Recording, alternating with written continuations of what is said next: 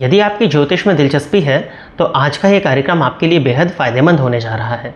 आज के इस कार्यक्रम में आप सभी दर्शकों ने ज्योतिष से संबंधित भिन्न भिन्न प्रकार के प्रश्नों को पूछा है और उन सभी प्रश्नों के जवाब आपको आज इस कार्यक्रम के माध्यम से मिलने वाले हैं। जैसे कि यदि आप सूर्य के रत्न माणिक्य को धारण करना चाहते हैं तो क्या उसके फ़ायदे हैं और किस तरह की ग्रह स्थिति में आपको उसको धारण करना चाहिए। इसके साथ ही साथ जन्म कुंडली के साथ साथ चलित कुंडली की क्या विशेषता होती है। इसके साथ ही साथ मैं देख पा रहा हूँ कि कारावास या बंधन योग का डर बहुत से लोगों को आज के समय में सताता है कि क्या इस तरह की कुछ स्थिति तो नहीं बन जाएगी कि उन्हें जेल जाना पड़ेगा। तो इन सभी प्रश्नों के जवाब आपको इस कार्यक्रम के माध्यम से आज मिलने वाले हैं। नमस्कार, मैं यशराज तिवारी आज आप सभी के समक्ष उपस्थित हुआ हूँ द एस्ट्रोलॉजी शो के एपिसोड नंबर 170 को लेकर।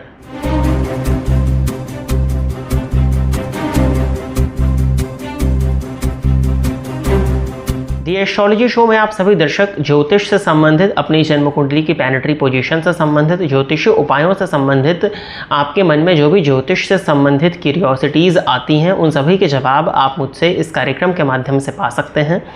यदि आप अपने प्रश्न को इस कार्यक्रम में सम्मिलित कराना चाहते हैं तो आप अपने नाम के साथ में अपने एक स्पेसिफिक प्रश्न को इस वीडियो के कमेंट सेक्शन में दे दीजिए।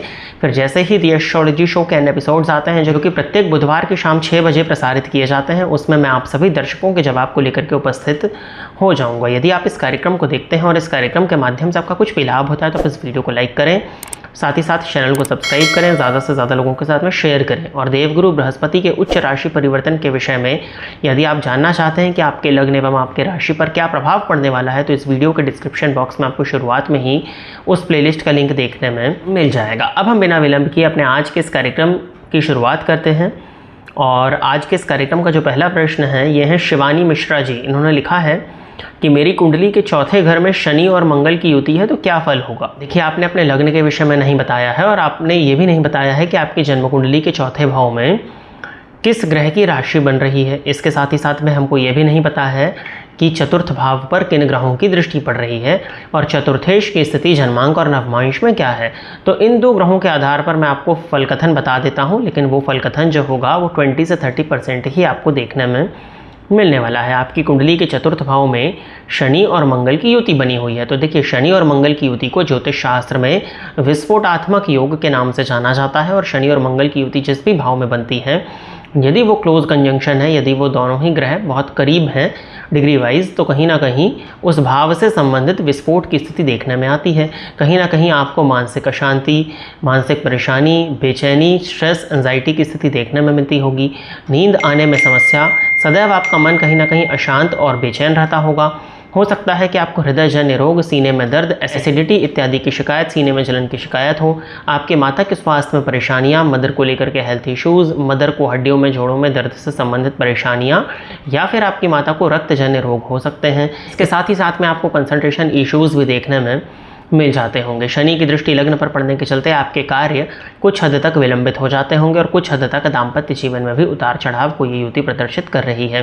प्लस पॉइंट यहाँ पर यह बनता है कि आपको आपके जीवन काल में संपत्ति का सुख, ज़मीन का सुख देखने में मिल जाना चाहिए।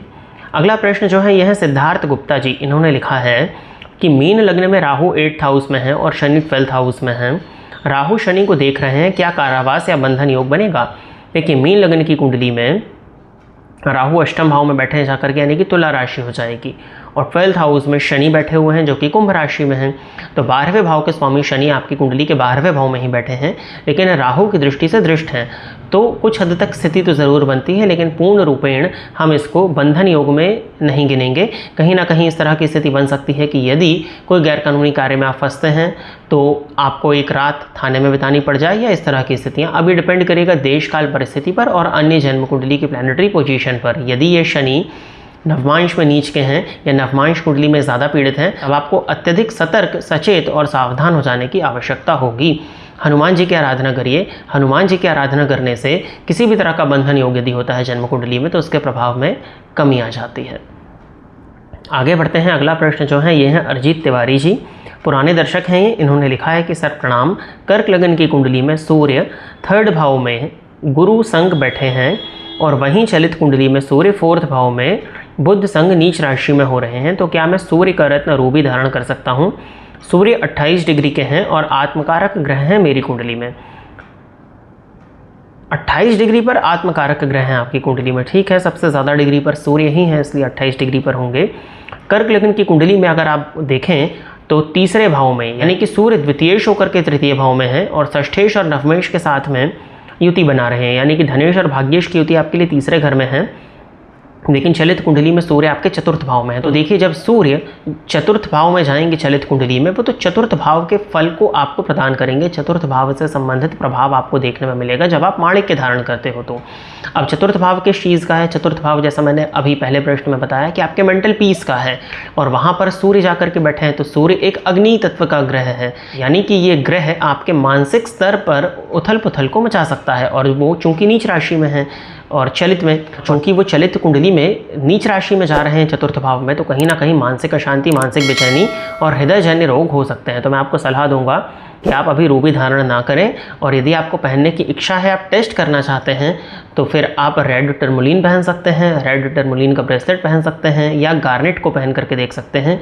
उससे भी अच्छा होगा। मैं आपको बहुत अच्छा उपाय बताता हूं कि आपको रूबी सूट करेगा या नहीं करेगा, सूर्य की एनर्जी आपको किस तरह का प्रभाव देगी आपकी कुंडली के हिसाब से। आप एक काम करिए कि सुबह खाली पेट, यानी कि पानी इत्यादि आप पीते हैं तो पी लीजिएगा, उसके बाद में सुबह खाली पेट लगभग 30 दिनों तक आधा ग्लास या 1 ग्लास अनार का जूस पीजिए।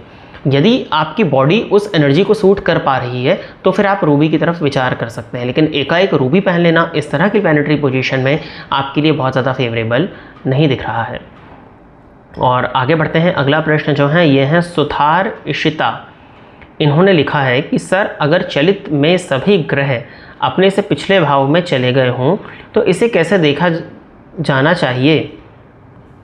जैसे लग्न 27 डिग्री पर और लग्नेश 14 डिग्री पर लग्न में और भाग्येश 17 डिग्री पर भाग्य भाव में हो, पर चलित में लग्नेश 12th और भाग्येश 8th में चले गए हों, तो इनका प्रेडिक्शन कैसे होगा? क्या अब लग्नेश फर्स्ट हाउस के साथ 12th का भी फल देंगे या सिर्फ 12th का देंगे?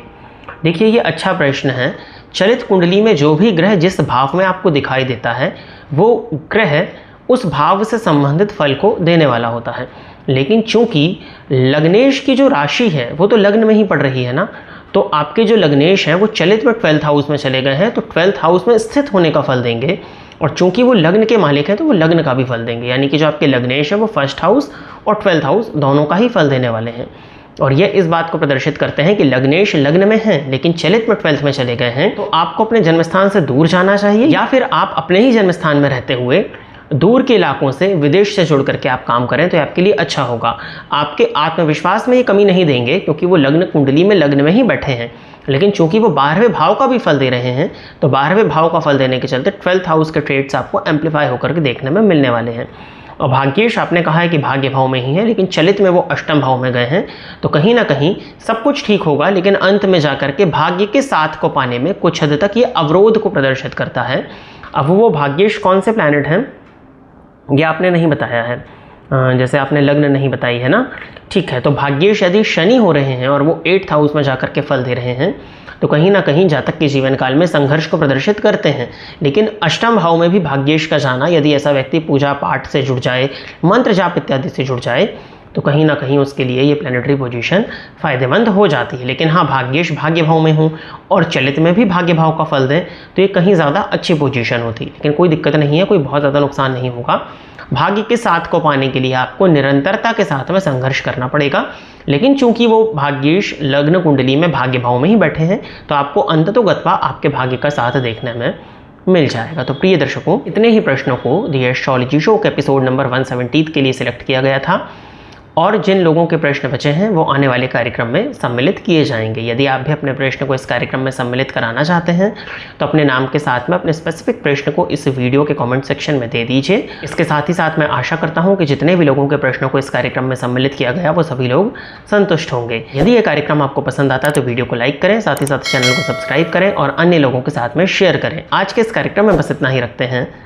नमस्कार।